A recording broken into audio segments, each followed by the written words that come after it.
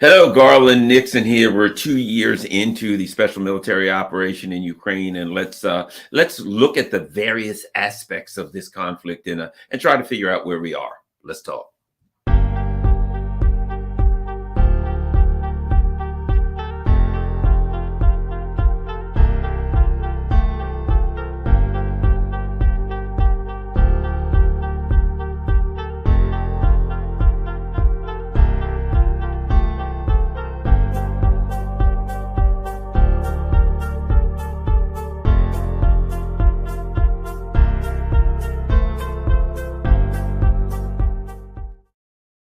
Hi, Garland here, and 2 years into the Russia's special military operation in Ukraine.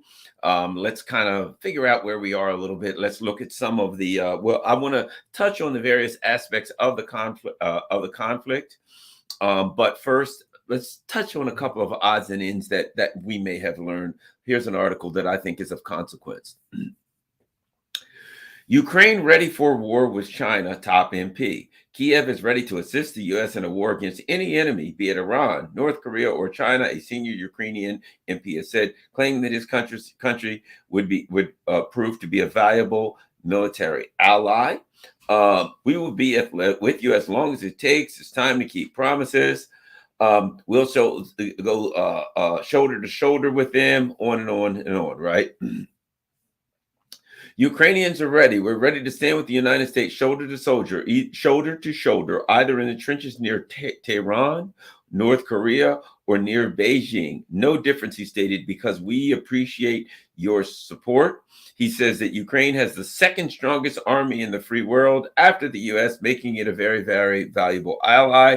Now, what would that mean? That would mean that certainly if Ukraine is the second strongest in the world, behind the United States, which clearly, according to this guy, is the first strongest, that means that countries like Russia and China and Iran are weaker than Ukraine. And in fact, Ukraine should be winning this conflict, which it doesn't seem to be. Now, why did I put that up? Because one of the things that we've learned that many of you and probably already knew prior to this conflict was that we weren't dealing with people who were good faith actors, that we weren't dealing with people in Kiev, as an example, that are evaluating the issues based on, some reasonable criteria and reasonable standards, and saying, based on the data, the empirical data, the information that we have come to this conclusion. That's not what we're dealing with. We're dealing with complete nuts. We're dealing with people who are not rational actors. Think about this. You've got Ukraine, a country that's lost probably 500,000 or more men and women, have probably somewhere between 1 million and one, because, as if you, whatever number that you have dead, usually 2, 3, 5, sometimes times that much injured. So probably we're looking at minimum of 500,000 dead, and then minimum of 1 million, as high as 2 million wounded. Okay. And they're saying, we are there to fight with you in other wars. Just tell us where to fight, which would mean basically this: we're mercenaries for hire, and our people, our soldiers, are there to, their blood is to be shed for the empire. Basically what this guy's doing is he's pledging fealty to the empire. He's saying the U.S. empire, and I know, as empires tend to do, they want to go to war all over the world. And right now, the United States is threatening North Korea. It's threatening China. It's threatening Iran, right? This guy clearly knows that. And he's saying, if you want to go to war, we got a bunch of bodies. We got a bunch of cannon fodder. And if you want to throw them out to all be killed, feel free. Now, let's be honest about this. Is that what he's really saying? Absolutely not. He's not really saying that, because and furthermore, we have the second strongest army in the world. Does he really believe that? That's not what this is about. The other part of this, of these statements that are of great consequence, that we can that give us something to learn and understand about the special military operation 2 years in, is that what we have is people who simply go by narratives. So the people in Kiev are simply saying, look, we need more things. We want more money. We want more weapons. We want more whatever we want, right?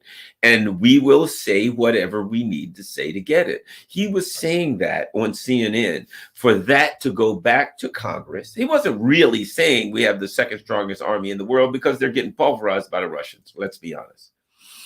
He wasn't really saying we're ready to fight in Iran or Tehran or North Korea or China because he already knows they're getting pulverized by the Russians, right? You're getting pulverized in one. You're losing village after village. Or let's just say the wind is not exactly behind the backs of the Ukrainian military right now, collectively. So for him to say, while losing a war, we're ready to join you in other wars. We're going to defend.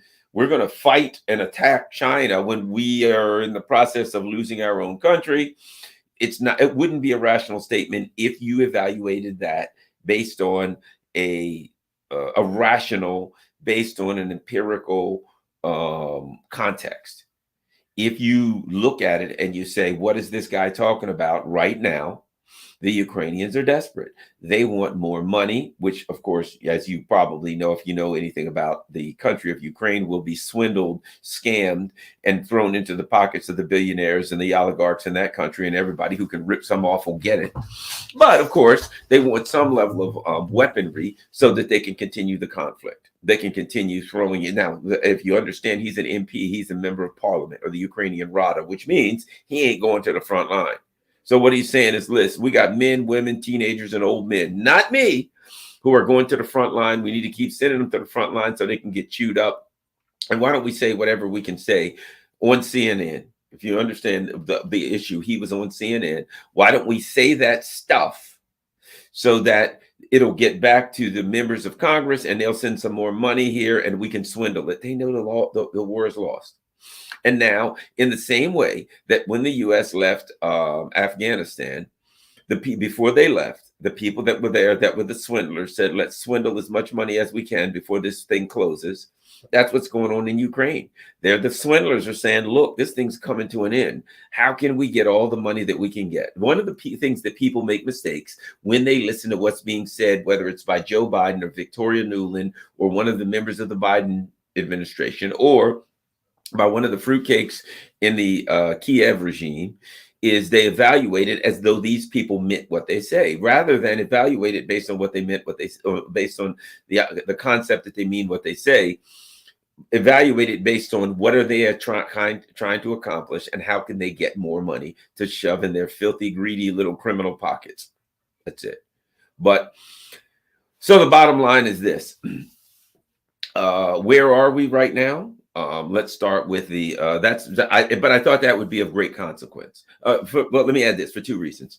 Number one, because the man's just trying to lie and say whatever he can to get more money sent to Ukraine. Number two, he makes it clear he understands the neocons.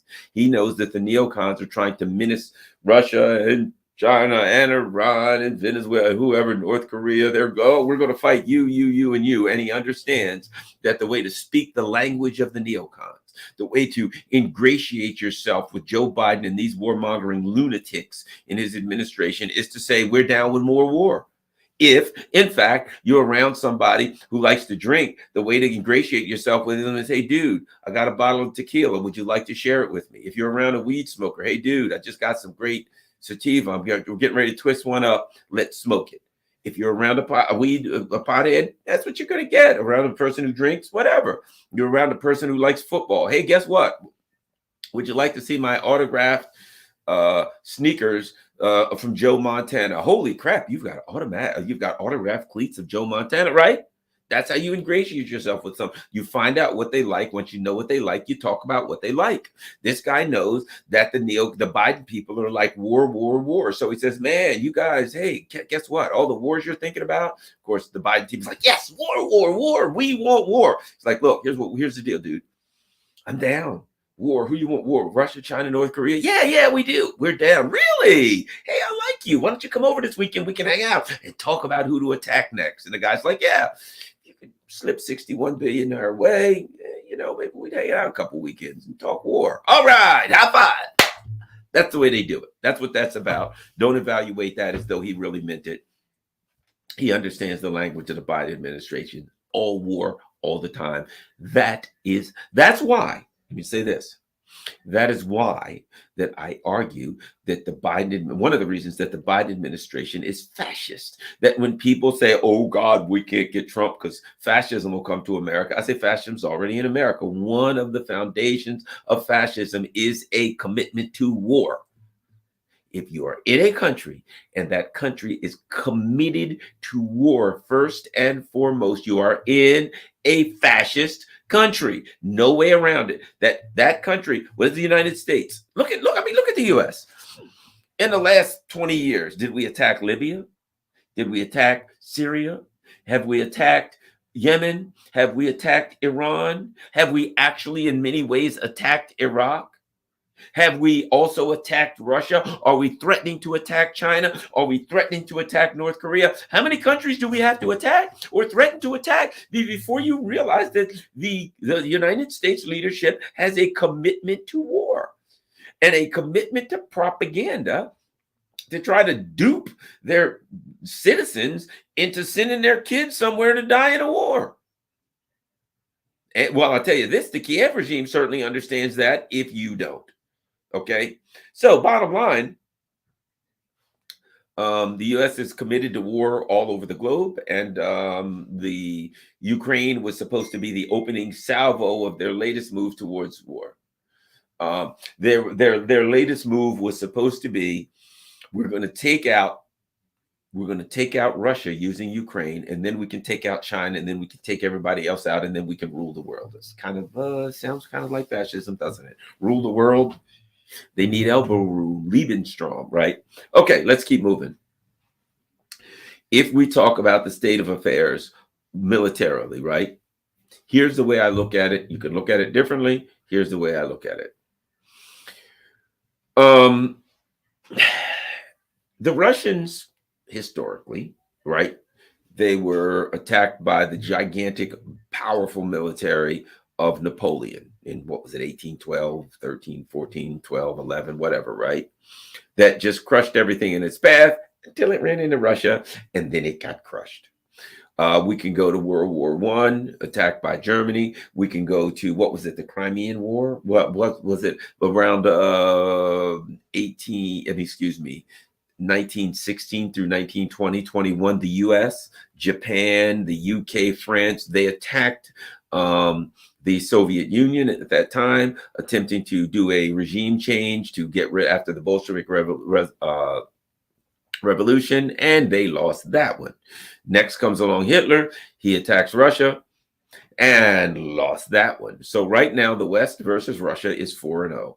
And for some reason, people thought that the West attacked Russia 4 times and lost, and that for some reason, the 5th was going to be a charm. It ain't going to be a charm, right? And you know, as I always argue, when people say that Russia's going to attack NATO, Russia's going to attack Western Europe and the United States in one shape or form or another or the United States have attacked Russia 4 times. But this time is going to be the time that Russia's going to attack the other way around. It doesn't even make sense. Every time they got their butt kicked. Every so often, the West gets froggy and decides, let's go attack Russia. Boy, they got all of this oil and gas and all of these wonderful things. They get their ass handed to them and they get sent back across the damn border. That, in my evaluation, is what's happening right now. Now, as far as what happened, I looked at the beginning of the special military operation as the Russians feeling their way around, right? Feeling their way around. They started off, clearly, they felt that they could do some threatening, a few missile strikes, and that Ukraine would be ready to deal. And they were right. Ukraine made a deal, and the U.S. sent Boris Johnson in to come in and say no deal. Okay, fair enough. So what happened then? Russia then had to regather themselves. They didn't have the troops to fight. They didn't have the wherewithal at that time for a major war. So they went back and they regathered themselves. And they did a lot of other things because Russia came out ready to fight. And people were like, okay, Russia's going to do a big attack. If you understand, which I do, the Russian way of doing things, if you understand the Russian culture, I always say this about Russians. They look both ways before crossing a one-way street. Very, very cautious, very slow to act, right? Slow to mount their horses, but when they get on their horses, they ride hard and fast, as they say, right? So they came out and they took their time. bit by bit. They got there, and this is what Americans don't understand. This is what people who really don't understand the history of the Russians and the history of Russian fighting and how they fight wars. People don't understand this. What they did was they took their time. They're never in a rush. They ain't in a rush. They didn't to rush would be to lose lots of soldiers. They weren't coming there to lose lots of soldiers. So they took their time. They studied the battlefield. They came up with a plan. They started to revamp their military and fighting ability in a more modern way by moving to drones. They came in and they realized, drones is how it is now. Their missile situation was all ready to go. They had the new types of missiles that they wanted, various types of missiles, missile launchers, everything they needed. They just needed to ramp up their production of missiles, which they did. They had plenty of artillery. Russians fight with artillery, had plenty of artillery. They just needed to ramp up their artillery production, which they did. Now, what's interesting is when they realized that there was drones with a new way of doing things, they reached for their allies. I firmly believe, and most people that understand the conflict understand that Iran was an important player in here, in that they already had invested a lot in drone production. And for this reason, they didn't have an air force. Here's the irony. Got to add this in. The irony of the sanctions, the irony of everything that the U.S. did to stop Iran from being able to develop a conventional military is what makes Iran so powerful, because Iran couldn't get airplanes. So they didn't have a conventional air force. So they couldn't use planes to fly out and attack you. So they had to come up with alternative ways to reach out and touch their enemies, right? Like I say, if you ever watch Bruce Lee and he talks about, if somebody's coming in, what are you going to do? I'm going to strike you with my longest a weapon, which is, a kick. He's going to be able to kick somebody from a distance, hold them off. You don't want them to get close in. For the most part, if you can, you want to hold them back. You want to strike them at a distance where they can't touch you if you have that opportunity, right? That's why a kick is so effective in a confrontation, in a physical confrontation. So they needed a kick. They needed a long weapon. The U.S. stopped them from being able to get airplanes. So what did they have to do? Missiles. U.S. couldn't stop them from doing missiles. So they developed their missile technology. What else? Drones. Couldn't stop them from. So Iran developed its drone technology. Again, this was blowback from U.S. sanctions to stop Iran from getting a conventional military. They couldn't get planes and build planes, so they had to go with something smaller, missiles and drones. As a result, they became very powerful. And as we see now, missiles and drones are the new planes. Bottom line, they're the new planes. Planes are getting kind of old. Missiles and drones are what it's about, because they're cheap. You can make lots of them, and you can strike your enemy without losing anybody from a longer distance than planes, because they only got to fly one way. They're smaller. You can make them faster. You don't have to worry about G-forces, somebody in it. Really, really effective. So Iran has a very effective standoff military capability. They shared it obviously with Russia. Right. Russia then took the drones that Iran already had and said, okay, we're a high-tech country. They used AI. They made them faster. They made them more effective. They made them less susceptible to electronic interference and electronic tactics to take them down. And they developed their drone technology. They developed their technology to block drones, to attack them with electronic military technology. So what the Russians did, is as they were fighting, I mentioned this one time, the Russians had all of their new, they had a lot of new artillery out, but they also had some old artillery from like the 40s. I mean, stuff that, look, you put a round in there, you yank on a lanyard, on a lanyard, whip, and a round's going down range. If you're on the other end of that round, you do not know whether it came out of an old artillery piece from the 1940s or the latest technology that just came off the assembly line. All you know is hit the ground, grab some real estate, there's incoming. So the Russians, there was incoming.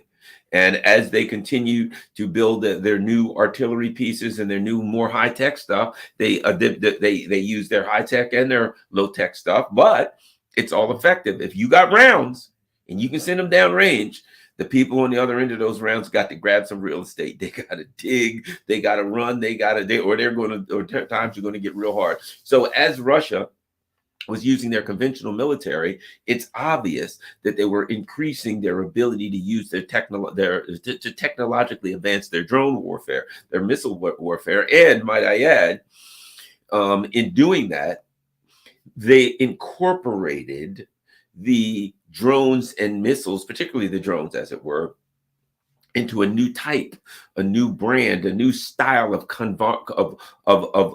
combined arms warfare. So now, before, where you had the guys, they had air cover, artillery cover, things like that. Now you have, let's say it's a division. The division now has drones. The drones, they may have drones that go ahead. So a division's here, they may have drones that search ahead and look for somebody who's going to attack them. They may have drones that are kamikaze that go to one way, look for somebody in the front and attack them. They call them FPV, first person view drones, right? Where they can look through and see what the drone see. In fact, speaking of the FPV drone, here's an FPV drone right here. It is my FPV drone, right? There's the props. Boom. There is the camera, right? I can take, technically speaking, that little old FPV drone. I can take that and I can fly it ahead and I can look and see who's waiting to attack me. I can add a mortar round to that. You could add a mortar round to it, and you could have something with that holds onto the mortar round. And that's what they discovered. Fly it with a mortar round, fly it over the enemy. The little thing comes apart, the mortar round drops on the enemy, boom.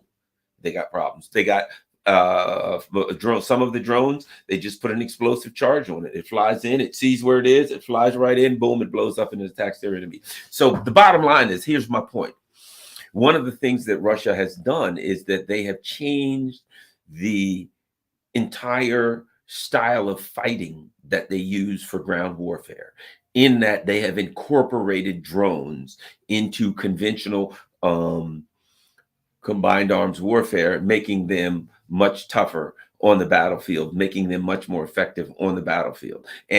But the other part of it is that, as you know, I've been told, they are really working to train their people up and down the ranks about the new type of fighting, the new style of warfare. So the bottom line is this: the Russians were always tough fighters.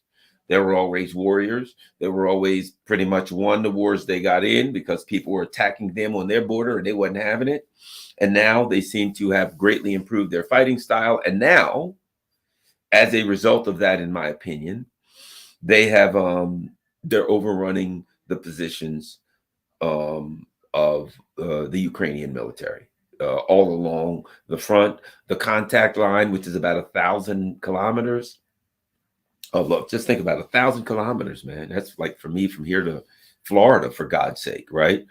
All of that is a contact line where they're fighting, and the Russians have figured out, they've trained extra people, they brought in extra equipment, they've changed the way their fighting style, and they are making their move. And we now see, after 2 years, a very patient Russian army who was changing, adjusting, improving things in the course of the war, are now that is resulting in devastating attacks on heavily fortified positions of Ukrainians, heavily fortified positions, and they're knocking the hell out of Ukrainians. And it's a sad state of affair, because the other part of it is this: the people that they're fighting with aren't really soldiers anymore. What we've seen is this: the Ukraine is saying, we're mobilizing soldiers and we're bringing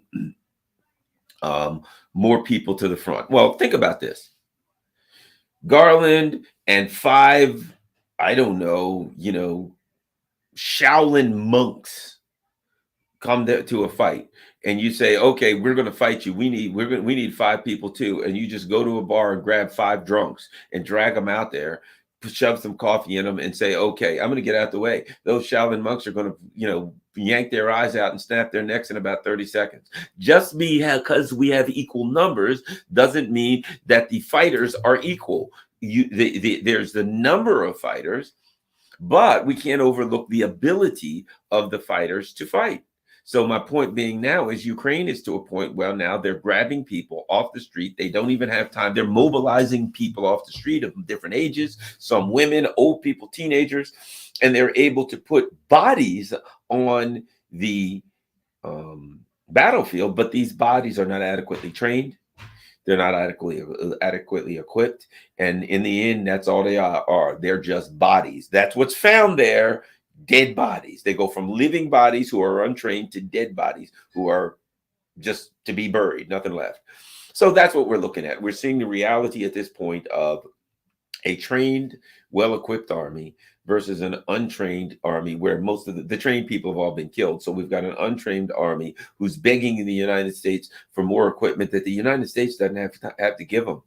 That even if the Ukrainians are successful in getting the money that they're begging for instance, Garland's going to fight this guy over here, and this guy has a knife. And I say, I want a knife too. And you say, okay, here's $50 to buy a knife. And I go to every store in town, and none of them have knives. What am I going to do with that $50? Throw it at him? Try to bribe him into not stabbing me? That's my best bet. So just because you have $50 for me to buy a knife, doesn't mean that if I get the knife, that I'm trained well enough to use it against a guy who's well trained with a knife. I'm still going to get killed. But what if I can't find a store that sells knives? That's where Ukraine is. They've got untrained people.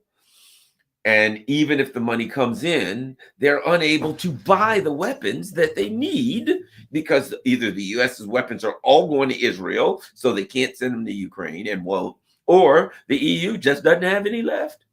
So that's where Ukraine is. Even if they win, they lose, as they say. Even if they get the money for the weapons, and they're doing no good because they got no weapons to buy. So that's where we are now with Ukraine. We're looking at a tragic disaster where Ukraine is just throwing people on the battlefield. Now, let me say this, and let me say this. I go on Telegram all the time, and I'm watching this Ukrainian soldier who was captured by the Russians. They captured this guy, right? The poor bastard was like 50 years old. He was, had Band-Aids on him. He didn't look like he was doing real well, but I mean, he was healthy. He had survived. He had some cuts on his hand, you know what I mean? And and there was somebody, the Russians apparently had given him a phone and said, you can call your wife. He's calling his wife. I'm okay.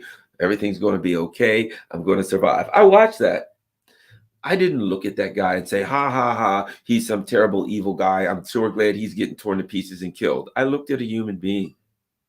A man's 50 years old. He's got no business on the battlefield. A man who's calling his wife. She's sitting there waiting for a call from her husband, not knowing that these bastards are just throwing him out on the battlefield to get torn to shreds. And then her son and her father, if they can get their mitts on them, right? I think it's a sad state of affairs that there's a lot of people that just look at the Ukrainians and they're just like, yeah, throw them all out there, kill them. Oh, hooray, 1,000 more got killed. That's not the way I look at it. I look at it as these are human beings. Is there an element in Ukraine that is, shall we say, very, very friendly towards an unthinkable ideology that was a supportive of a mustachioed gentleman from Austria in the 1930s, okay, and 40s? Sure, that element is there. That element is there, but everybody on the battlefield ain't there. There's a lot of people that were grabbed and shoved out on the battlefield, and they're old. And they're tired and they're sick and they're cold and they just don't want to go home and they don't want to die and they shouldn't have to. They got families at home. It's a horrible thing. So when I look at the Biden administration, I just think to myself, you bastards, you're just throwing regular old people. Remember, my political ideology is such that I look at people all over the world as just regular old working class people. I view politics through the lens of there's a bunch of working class people being thrown on the battlefield against a bunch of working class people. The elite ruling class ain't on that battlefield. They ain't never going to be on the battlefield. They never are on the battlefield.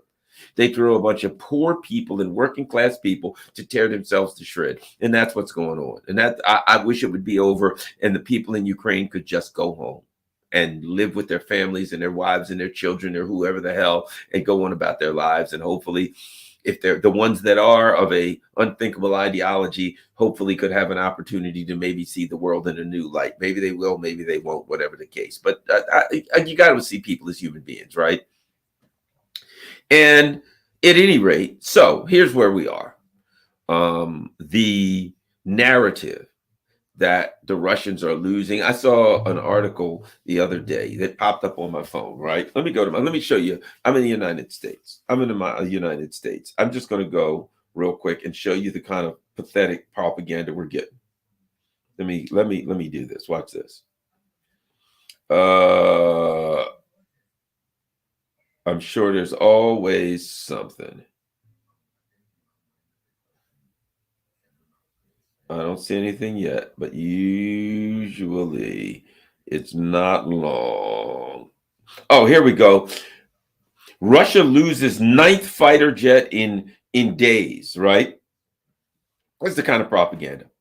Russia's aviation capabilities in its full-scale invasion of Ukraine has suffered a further blow following the crash of another of its military aircraft and news that the plant in Moscow that makes the Sukhoi fighter jet was on fire, right? So they go on, listen to this. And so they go on. Eyewitnesses quoted by Radio Liberty, which is a U.S. funded, propaganda thing, and the Crimean Wind Telegram channel said that the fight. So basically, we've got an article in Newsweek that said the U.S. government and some Telegram channel called Crimean Wind, who the hell knows who that is, says that they're ninth. I'm looking at it. I doubt if one was shot down. You know what I mean? It's like the Russians. Remember that there was one article that said the Russians lost 97%. Let me see if I can find this. Watch this. Watch this. Russia.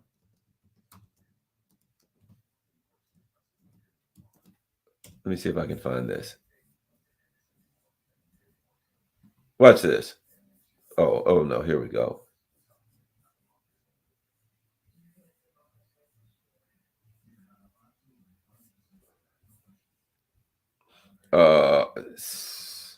Now listen to this. This is the kind of crap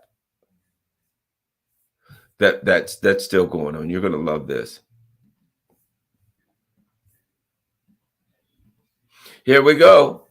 Russia has lost nearly 90% of the troops it had prior to Ukraine invasion, according to a U.S. intelligence assessment. You see, that's what you get here, right? Russia has lost a staggering 87% of the total number of active duty ground troops it had prior to launching its invasion of Ukraine. 2/3 of its pre-invasion tank, a source familiar with a declassified U.S. intelligence assessment provided to Congress told CNN. Still, despite heavy losses of men and equipment, Russian President Vladimir Putin is determined to push forward as the war approaches its 2-year anniversary, right? The assessment sent to Capitol Hill on Monday. So, bottom line, of the 360,000 troops that entered Ukraine, including contract and conscript personnel, Russia has lost 350,000 on the battlefield. According to the assessment, 2,200 of 3,500 tanks have been lost, 4,400 of 13,600 interesting fighting vehicles have been lost, 32%, right? Let's see. Now, as of late November, Russia lost over a quarter of its pre-invasion stockpiles of ground forces equipment. Okay, so here we are. I don't know if you've been paying attention, but the Russians are just crushing village after village right now. They're overrunning the Ukrainians everywhere, and they've lost 90% of their soldiers. Remember this? The Russians are out of missiles. They're fighting with shovels. They're out of what else are they out of? Everything. They're out of chips for their equipment. They're out of everything. The Russians are losing, but some kind of way, for some weird reason, losing all of their troops, everything else, they're still winning. But here's what I'm saying. We're at a point where the only thing the U.S. empire has left is propaganda. So now, as the Russians overthrow town after town, the only thing they can say is, here's an article that says the Russians are losing. That's what they got. On the battlefield, the Russians ain't losing.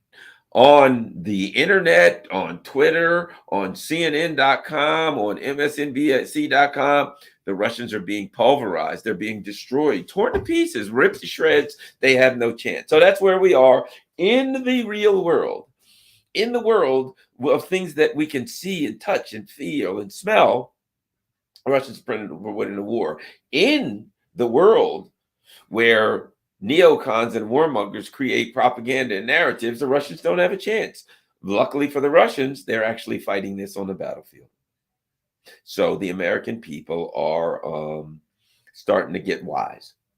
So on the battlefield right now, things are falling apart for Ukraine. They're really falling apart. They're losing village after village, and now they're falling back. And I don't know how long they can keep this up. I think we are in the end game here. Will the end game be weeks? Will the end game be months? I don't know. The Russians now are claiming, my sources tell me that the Russians feel that by fall, they should be, in the catbird seat, shall we say. They already are. A sad state of affairs. A lot of Ukrainians are dying, but my sources tell me that the Russians feel like when the summer's over. I personally I've made some predictions in the past, and, we all make predictions. And, like, for instance, when our favorite team is playing someone else and we predict that our favorite team will win, but they don't, because we like our team. So we don't always make our predictions. Well, I try to evaluate what's going on based on a civilian timeline rather than on a military timeline. That's probably why I'm always falling short. But as I see a broad collection of defeats along the contact line in Ukraine, I have to believe at this point that we're getting towards the end of this thing. That can the Ukrainians keep losing village after village, month after month, week after week, and call this thing a war? Or is it just, is it in the slow motion collapse, a fast motion collapse? I don't know. As they say, sometimes these things happen slowly and then suddenly. That's the way I see it. Now, so the Ukrainians are short on trained people. They're short on military equipment, and they're short on morale. That ain't a good recipe for victory against the Russians. There ain't a whole lot of good recipes for victories against the Russians historically, but that's a particular bad one. If we look at the political situation in Ukraine, it is about what could be expected of a military that's being routed.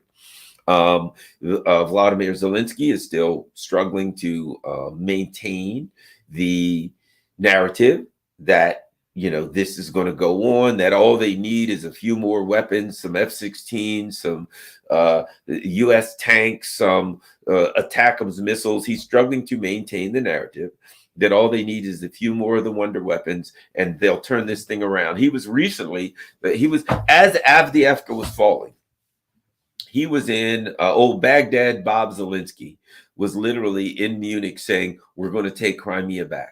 We're going to take back all of the territories. I'm sure he might as well have just kept going and said, we're going to take Moscow. We're going to take all of Russia. We're going to we're going to destroy the Red Army, blah, blah, blah, blah, blah, right? He might as well, didn't matter, because he's not saying things because they're true. He's saying things to create a dynamic where he can get what he wants, be it money, weapons, power, maintain power, protection from those around him. So right now, the wheels are coming off the cart politically in Kiev. Recently Zelensky replaced a general who was popular, a Nazi bastard named Zaluzhny, with a guy named Syrskyi, another general who is not particularly popular amongst the troops and the people. But my understanding is he was particularly obedient, shall we say, to the narrative that Ukraine and the neocons in Washington, D.C. want to maintain. So they'd rather have somebody that pushes the narrative than somebody who has enough sense to recognize defeat when they see it. So right now they're just going along, pretending that everything's okay, and hurtling towards a catastrophic collapse. I do believe that there have been some protests in Ukraine. The Ukrainian people are starting to get upset. They're starting to ask some questions. And I think that we're going to see a political collapse. The question in my mind is, which comes first in Ukraine, political collapse or military collapse? I'm going to bet on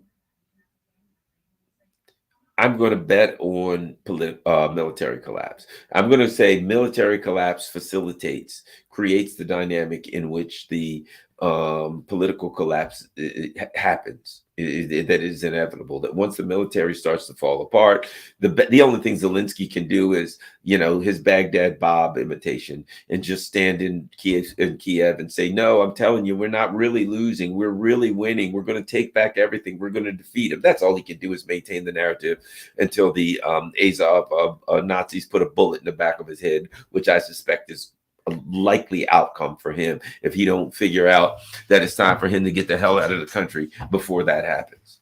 The only reason that he's alive is because he is protected by an MI6 contingent who don't want him dead right now. However, I suspect that he's going to get the Alexei Navalny treatment. And I think, my opinion, I'm going to throw this out, just before the 2-month anniversary, right, the day before the Munich summit, conveniently for the West and very inconveniently for Vladimir Putin and the Russians, Navalny dies.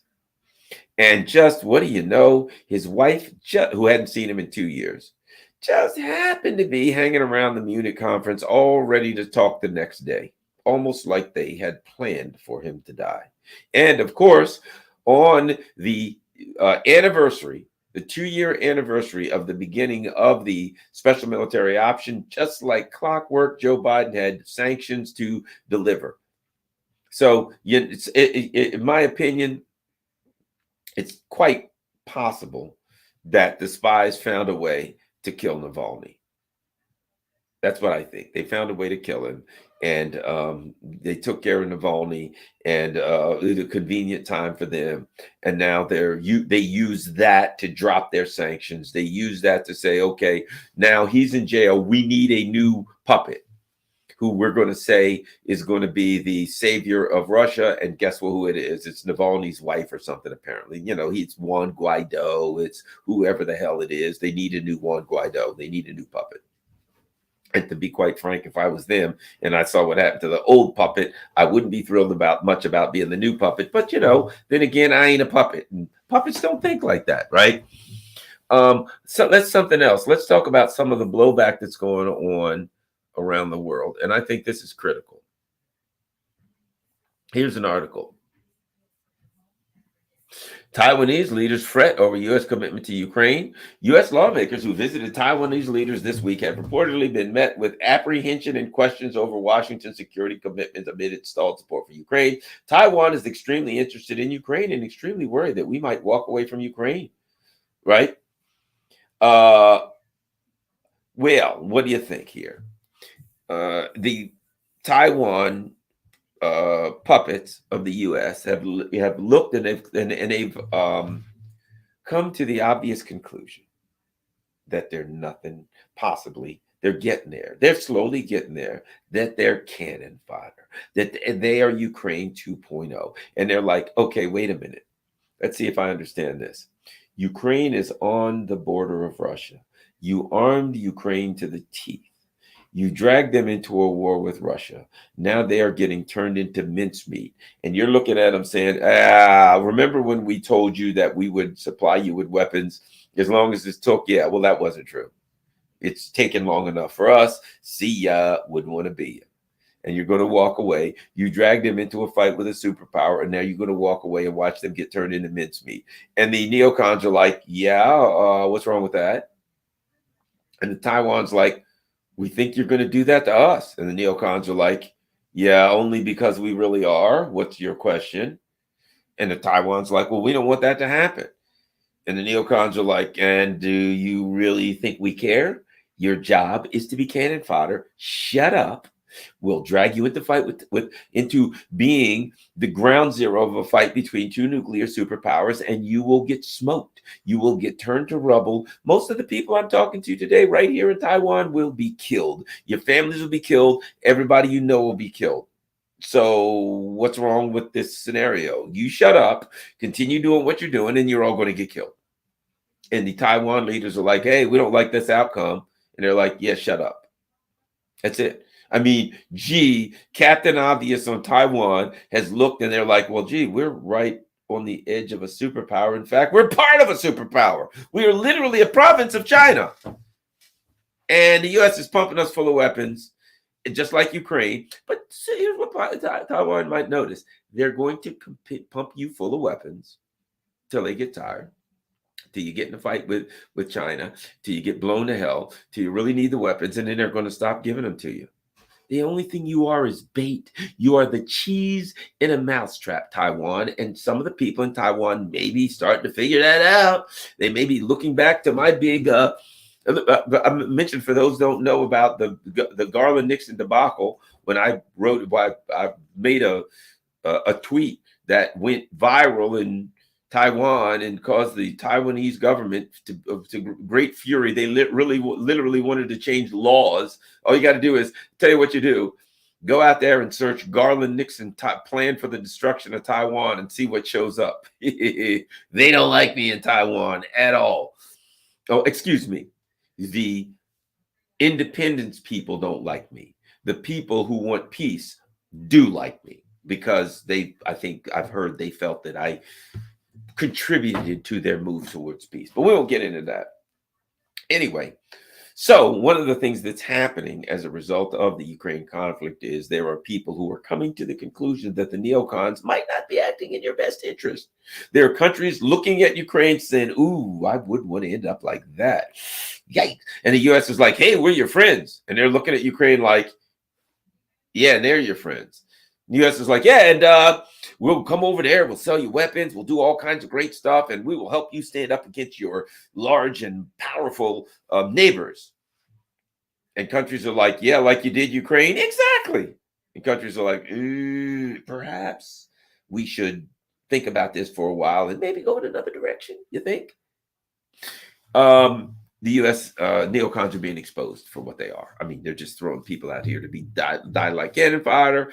And so there are those around the world who are starting to look at what's happening, and they're starting to take a step back and recognize that they're going to be turned into cannon fodder too. So I think this is going to have a effect on the Taiwanese, and they're going to wake up, and maybe, just maybe, in Japan, in Korea, South Korea, maybe, just maybe, in the Philippines, the Pacific Ukraines, the Pacific cannon fodder. The U.S. wants a war with China, and they want to use these countries as cannon fodder. Maybe some of the cannon fodder in the Pacific will wake up also. But a lot of people around the world are looking at the U.S. saying this is being their friends, being their puppets doesn't end up well for you in the long run. So if we continue, there, of course, is the economic perspective of the conflict. Well, that's pretty obvious. Pretty obvious. The most pronounced occurrence in that front would be the U.S. attack on Nord Stream, when the U.S. blew up the Nord Stream pipeline, which came to Germany, and it significantly interrupted the flow of cheap energy from Russia into not just Germany, but other parts of the EU. And these countries then had to purchase that same energy from the United States at 4 to 7 times the price. So the U.S. blew up the pipeline so you can't get it cheap, and we'll sell it to you 7 times the price. They made suckers out of Europe. And there are those in Europe who understand it and know it. They ain't the ruling elite, because the ruling elite knows it and understands it, but they don't care. There are those who know it and understand it and do care, because they're suffering. So I think that's, as Alexander Mercouris puts it, that is a bomb with a long fuse. That while in the short run, it may appear that the U.S. got away with attacking the infrastructure of Germany, blowing up the Nord Stream pipeline, in the long run, it's going to be very costly, because one of the things that I think is going to happen is when and if Germany has another election, and Germany can't afford to have an election. They can't afford to allow the AfD. I think they're going to try to outlaw the AfD. They have no choice, because the AfD will probably win. When, in fact, the people of Germany, excuse me for yawning, when the people of Germany get the opportunity to throw the bastards in there out, they're going to do it. And they're going to replace them with people who are not pro-NATO. They're going to replace them with people who are not pro-US. So Germany's going to be in a situation where the people in charge are going to have to take undemocratic action to thwart the um, changes that the people would like through legal elections, through the democratic process. And so what you see is the ruling elite in Germany is at war with the people. The people want change. The people want the leaders to have concern about their standard of living. And the leaders, the ruling elite in Germany are nothing but puppets for the US. So they're going to wipe out the US, wipe out the German economy because they're told to do that by the US empire. And so that's where we are in Germany. That's where we are in a lot of other places in the in Europe, in the EU. People are feeling severe economic pain. And so to me, somewhat of a war between the working class and the ruling elite is brewing, is bubbling, is boiling in the EU. We're going to see how that turns out. We're going to see how that turns out.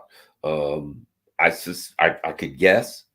I do believe that there will eventually be violence. I really do believe that, because at some point, I don't even think the Europeans even realize how bad they've been screwed yet, but they will. Oh, they will. And when they do, they ain't going to be happy about that. So I believe there will eventually be violence in the EU. I believe there will be a change in the ruling elite. And it could be, there could be, as I said, some of them could get the Ceausescu treatment, right? And there are those who know what I mean when I say that. The French Revolution treatment, right? Where there's the guillotines come out. So we will see. But the people of Europe, at some point, as these elections start to happen next, there's going to be dramatic changes. I suspect new parties will arise.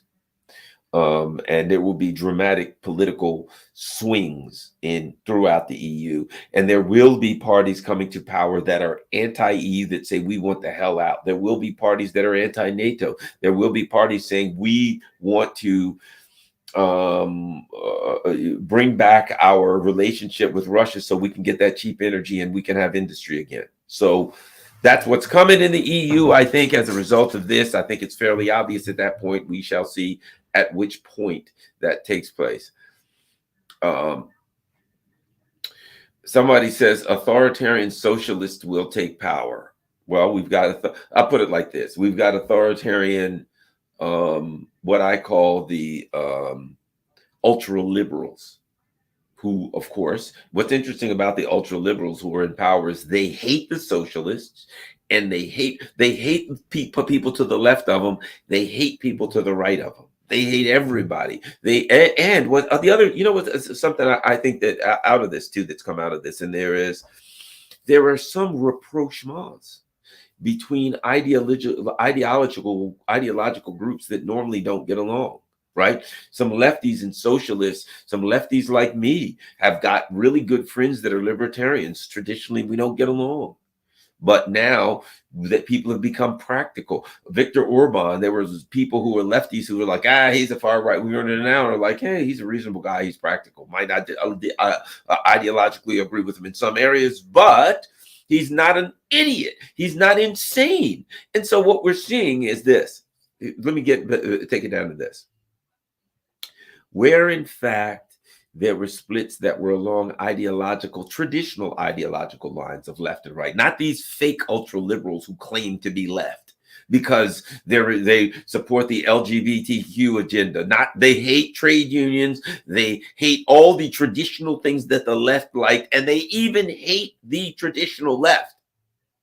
But they say now I'm a lefty because I'm down with some cultural stuff, right?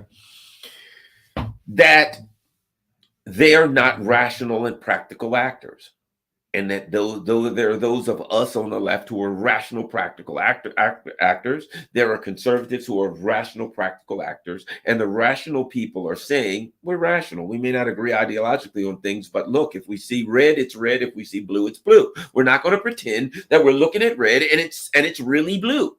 And we're not going to have anybody convince us of that, right? And so you're seeing a rapprochement as a result politically of the special military operation, because there are people, because in order to maintain the facade that Putin just woke up on a given Thursday and decided to attack Ukraine, and there was no historical context that should be considered, and that we should not have a discussion about this thing that's based on things that we can prove. Based on that, and COVID, get into that. Based on that, we got a separation between people who say, look, we can disagree, but let's disagree on solid information that's provable, rather than let's disagree based on false narratives. And so a person like me who's a lefty and a person who's a libertarian can say, can we first agree on the facts? Yes, we agree on the facts. That's easy. We may not agree on how we get to a solution, but we can agree on the facts. And people who agree on the facts came together to realize that they're being had by people who are just throwing bullcrap at us. And so one of the interesting political outcomes of the special military operation is some rapprochement between ideological streams, political strains that traditionally don't get along. I think that's a good thing. We'll see where that goes. Again, economically, Europe's done. Europe is so done. Let me say something about this. One could make an argument that the ruling elite of Europe have been bastards for centuries, right? The ruling elite of Europe have been going around the world, stealing stuff in Africa, murdering, genociding people all over Africa, Latin America, Asia, all over the world, right? And that the people of Europe were benefiting it somewhat from because they had a higher lifestyle, a better, a higher standard of living than the people of Africa and Latin America. But again, it was because their ruling elite was robbing these people blind. And now the ruling elite have turned inward. Now those same ruling elite that had no qualms about going to some country in Africa or South America, stealing every damn thing those people had and murdering those people by the tens of thousands, right? Screwing those people over, seeing them as less than human, now are looking at their own populations like that. And so now, the same mindset that caused them to genocide and rob people around the world is the same mindset that's causing them to rob the hell out of and destroy their own people at home. The only question is, will the people in Europe wake up to realize economically that they're victims of their ruling elite, and that their ruling elite has been victimizing people all over the world? And now it's their turn. That they have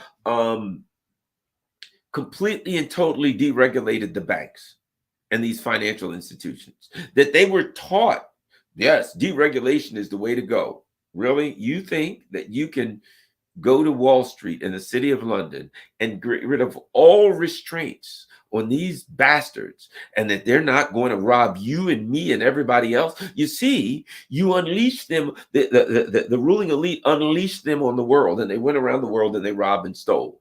And now that they're running out of stuff to rob and steal they're coming home and they're looking at you. And you know what they're seeing? They're seeing a meal.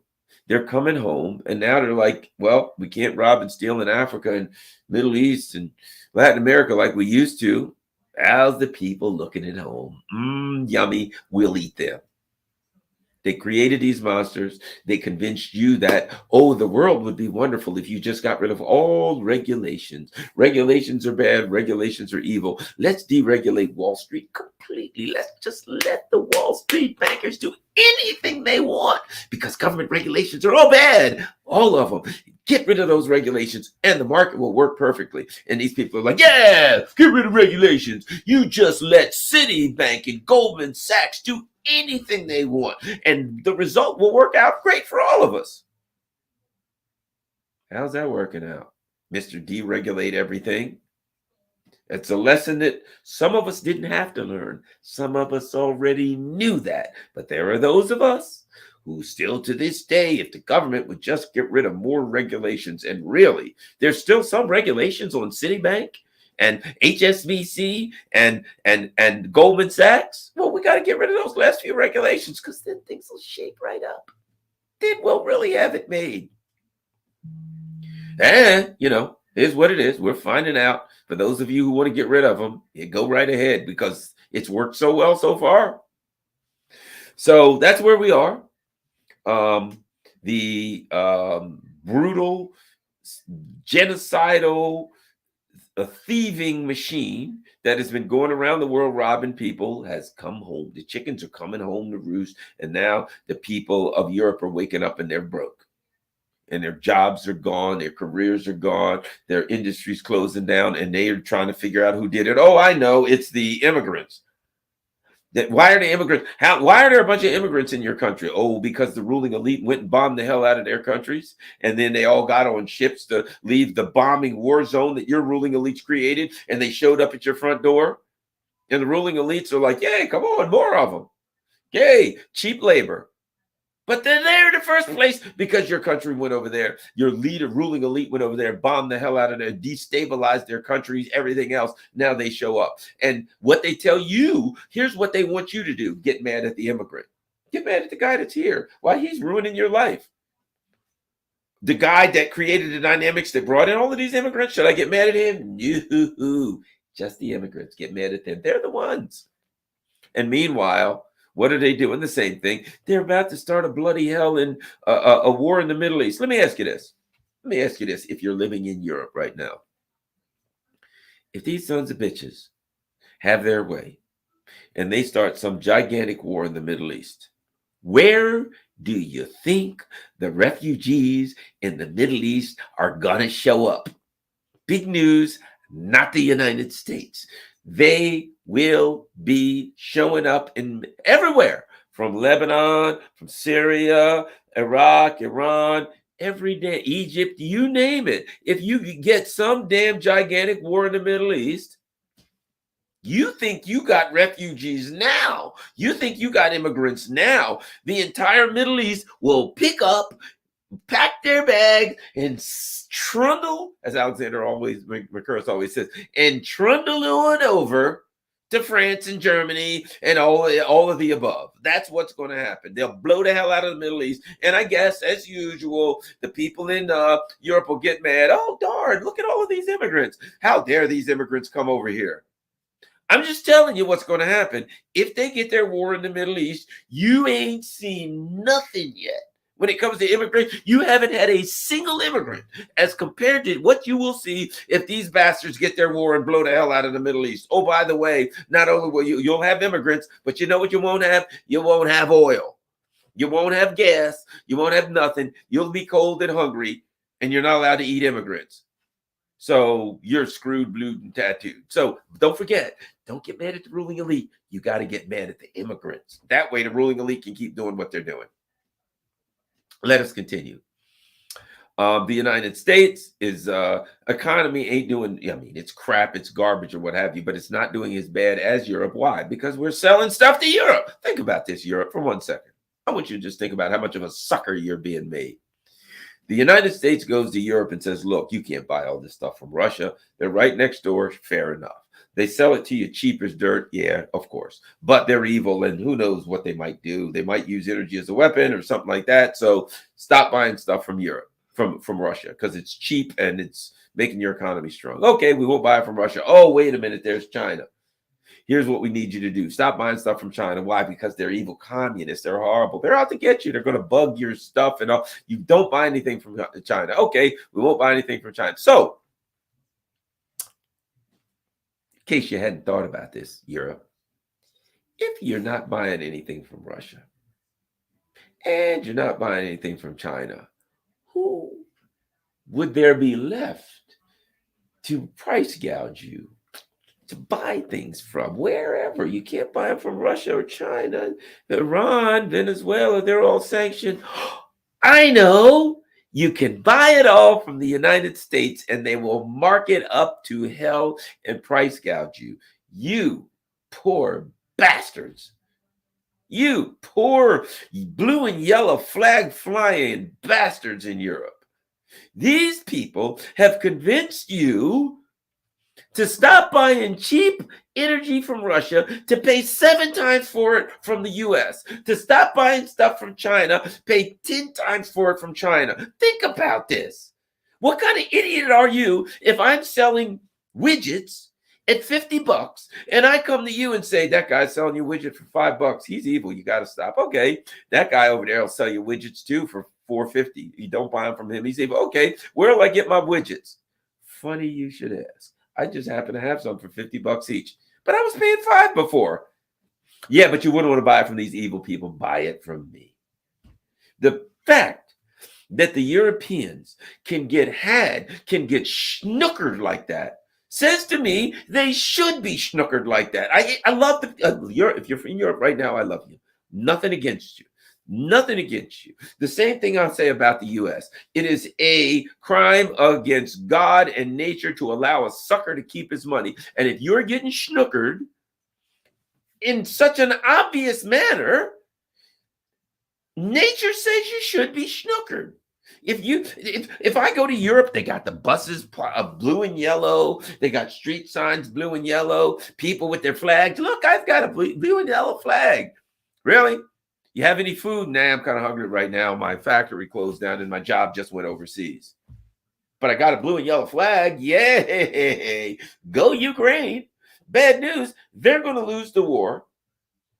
And you're going to lose everything if you haven't already lost it. So there's where we are. The United States took Europe to the cleaners. And Europe, just thanked them for doing it. I've never seen anything like it in my life. That the Europeans could be taken to the cleaners like that and would thank the guy that's doing it to them. Again, nature says that, if you're an animal and you live in an area and you graze up all the food you should eat and all of the animals in that particular herd die, that nature selected you to die. Because whatever animal you were around for long enough, but you overgrazed the area that you were in, and the universe says, you're out of here. And if you're Europe and your leaders come to you and say, hey, why don't we stop buying stuff on the cheap and just buy it from these greedy sons of bitches over here that'll sell it to us at 10 times the price? And you're like, that's a great idea. As long as you give me a blue and yellow flag to wave, you got it coming. Nature has selected you for poverty. And you're going to get what nature selected. Unfortunately, those of you who understand what's going on and who are fighting back against it are going to get it too. But it's an opportunity. Hopefully, you can wake up and realize that these so-called leaders of yours are just that bad, and you can change them out. Bless you for doing that. I hope you're able to do it. That's that. Diplomatically, let's end up with this. Diplomatically speaking, what has happened? One of the things the U.S. intended to do was isolate Russia, right? They're going to isolate Russia diplomatically, and that will make them easy. And then the U.S. will be the good guys around the world. Everybody will love us, and everybody will hate the Russians. And that never worked out really well because there's a history there. And while the U.S. has a narrative that they can enforce, because they are in Europe and Australia and places like that, New Zealand and the countries they control, Canada, the rest of the world ain't buying it. So they were not able to take Africa. The history is the Soviet Union helped a lot of these African countries to get liberty, to get their free as best they could at the time. That's a whole nother conversation, from the colonial powers of Europe, and the Africans haven't forgotten. And the same with some of the South Americans, they haven't forgotten. And they're like, hey man, these people helped us get free from you people in the past, and you guys are still pretty bad. So no, we don't trust you, we trust them. It never really worked. Ever didn't work. Sergei Lavrov and Putin stayed in touch with their old friends. The U.S. didn't realize that they had screwed so many people in the past. They had a bad record, and that there were a lot of countries that knew who they were. Now, along comes October 7th, and the U.S. and its vassals are exposed as brutal, genocidal lunatics, and now it's over. Any thought that the U.S. had of isolating Russians diplomatically or painting them as the bad guys are over. The world is now looking at Washington, D.C., and the U.S. got what they planned for Russia. It is isolated. The world is looking at the U.S. Now, there's a lot of idiots in this country who, unfortunately, because their minds are propagandized into mashed potatoes, still are like, hey, we're doing the right thing in Israel or something. God only knows. But The world knows, and the U.S. is completely and totally isolated, totally diplomatically isolated. And the good people of the world who actually oppose genocide are looking at the U.S. leadership saying, you guys are some evil bastards," which they are. Which they are. So that's all done. Economically, Europe is done, and the US has an unsustainable economic system with an unsustainable debt, and Russia and China are both, their economies are growing. Diplomatically, everybody hates the U.S. And the Biden administration, and they're viewed as the genocidal bastards that they are for slaughtering men, women, and children in Gaza. So that whole game plan there ain't working too well, is it? Economically, well, do I have to say what's happening in Europe? I already have, or the U.S. with $34 trillion in debt, and living off derivatives and asset-backed securities and other magical financial instruments that make money for the people on Wall Street and nobody else. It extracts money for the rest of us, right? Economically, diplomatically, the war is lost. Economically, the war is lost for the West. Militarily, the war is lost for the. In every way, shape, or form, this thing's over. And you know what it is? It's just a zombie. It's wandering around looking for some brains to chew on. It is a zombie that is dead, but it doesn't know it's dead. I once watched this little short movie, and there was a zombie apocalypse, and there was this person walking around, and they were thinking, I got to get to my friend's house. And there were zombies everywhere. They're going through the zombies or what have you. And they finally got to their friend's house, and you could see through their eyes what they're seeing as they walk through the street. And they finally get to their friend's house. They open the door, and they look at their friend, and their friend recoil in horror, and they all start running. Why? Because this person was a zombie. They didn't realize that they were a zombie. They thought they were a person, and they had to get to their friend's house. Well, they didn't realize that they had died. They were a zombie. They get to their friend's house. Their friends all run from them, right? That's what we're looking at here. That's what we're looking at. Zombies that don't know they're dead yet. So that's the economy for the West. That's the economy for the U.S.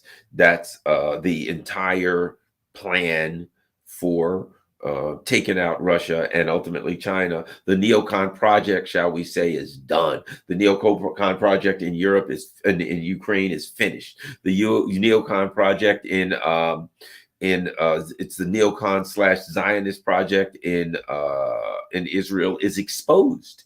It is exposed. It could only survive as long as people didn't know how genocidal and mad and fascist that it really is. Now people know, and it can't survive. Long run, can't survive. In the long run, it just can't survive. So that's where we are, 2 years into the special military operation, and everything the Biden administration is touching turns to crap. And that's that. So thanks a lot, everybody. I will say this. Let me look and see. Are there any super chats? If there are super chats, we want to find them and answer them. I'm tired, believe it or not. My God, it's almost 10 o'clock here, huh? All right, let's look for super chats. We always get great questions with the super chats. Sparky says, go Yemen, fight the power. Yeah, that's another thing that's very interesting. We have found the power of missile technology, and Yemen is demonstrating the power of that. There are powers other than significant. There's significant foundations of power others than giant aircraft carriers and things like that. The greatest power that Yemen has is a strategic geographical location. And of course, so with its strategic geographical location, it doesn't need a lot. It just needs a few missiles and drones, and it can be very effective. So Yemen has demonstrated something new too. Kinky says, answer all our heroes. Love you, Garland. Thank you. Absolutely.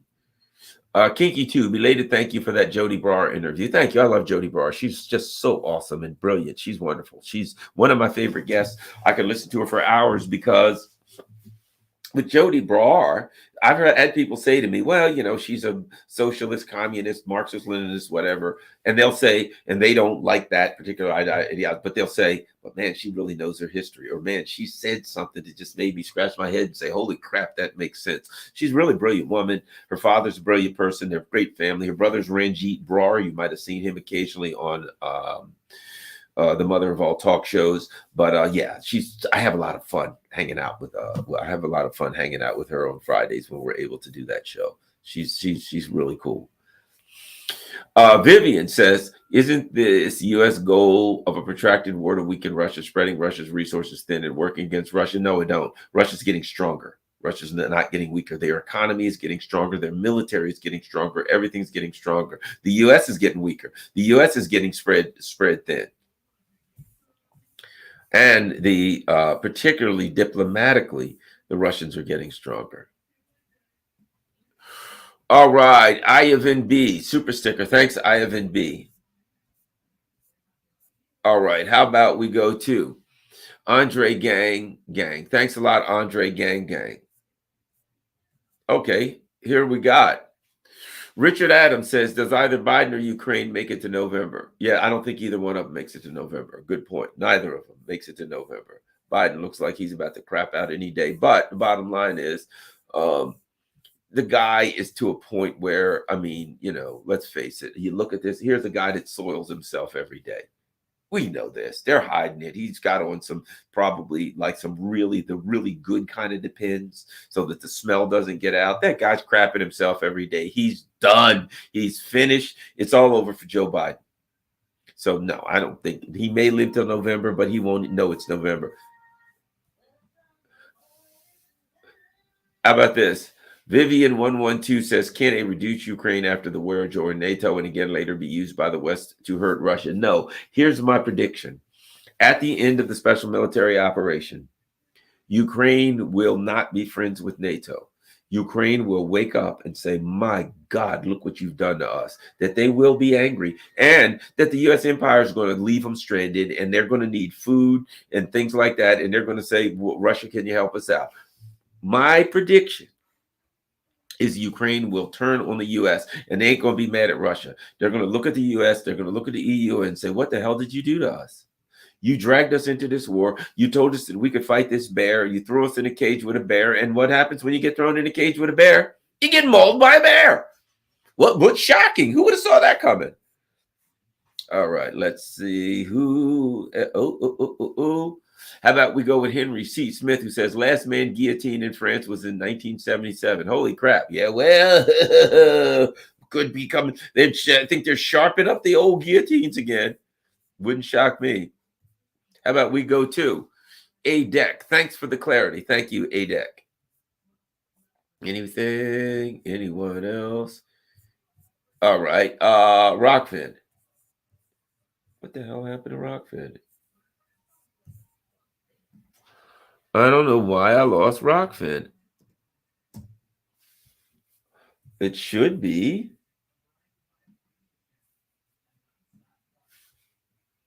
Uh-oh. I hope Rockfin's still going. That's weird. Okay. Management. I don't know what the hell's going on with Rockfin half the time. Who knows? At any rate, I'm leaving it alone. All right. Oh, you know what? I can look on Rumble because I may have, God forbid, Rumble rants. I don't know. Hell, I can't do. I'm trying to figure out how I can go to Rumble and check my Rumble rants because I don't want to lose. Oh, there we go. I think I'm there. No Rumble rants. That's okay. There are 79 people watching. Imagine that. All right. Well, thanks a lot, guys. No Rumble rants, but that's all right. I appreciate everybody watching. So here's the deal. Listen up. Numero uno. Please share this on all your social media platforms because as you probably know, I'm not on X. Everybody can be on X. Charles Manson can be on X. Everybody can be on X. But Garland Nixon can't be on X because I'm a real danger to these people. Apparently, they look at me and they're like, that guy right there. Now, we can have a lot of people on. That some bitch right there, Garland Nixon, is a problem. And they're right. I don't blame them. To be honest with you, on X. I don't blame them for cutting me off, for keeping me off of X. Number one. But you can share this on all your social media platforms, even though I can't. Follow me on Telegram. Follow me on Facebook. Follow me on What else? Instagram, Garland Nixon on Facebook, Garland.Nixon on Instagram. Also, if you can, you see everything going across the bottom there, whether it's my Patreon or buy me a coffee is always great, or one of those other things, or Cash App. You see that information, or PayPal, whatever. If you can contribute to the channel, that's highly appreciated. If you can't, man, just share this on all your social media platforms. Don't forget, I'm on Rumble. Follow me over there on Rumble. I only got 2,049. How do I have 65,000 followers on Twitter and like 2,000 on Rumble? What's happening? I don't know. But Twitter, excuse me, I said on Twitter, on YouTube. All my YouTube people, please go over to Rumble and follow me there in case they throw me off of YouTube. And follow me on Rockfin. Costs nothing. If you desire, you can become a Rockfin member. That's $14.99 a month. If you can't afford it, that's fine. Just go over there and be a free member. But I'm tired. Listen to me. I'm mumbling. Please, I had a long, hard day. And might I add, I'm getting up in the morning to go fishing over in the Eastern Shore of Maryland. You know, it's going to be chilly, but if you know me, I'm a diehard fisherman, hoping to catch some perch, maybe some crappie, who knows what. But at any rate, I'm looking for to have some fun tomorrow. But thanks a lot, everybody. Share this on all your social media platforms. Let me look and see any more. No more. Okay. Thanks a lot, everybody. Share this everywhere. Have a great day. Peace. I'm out.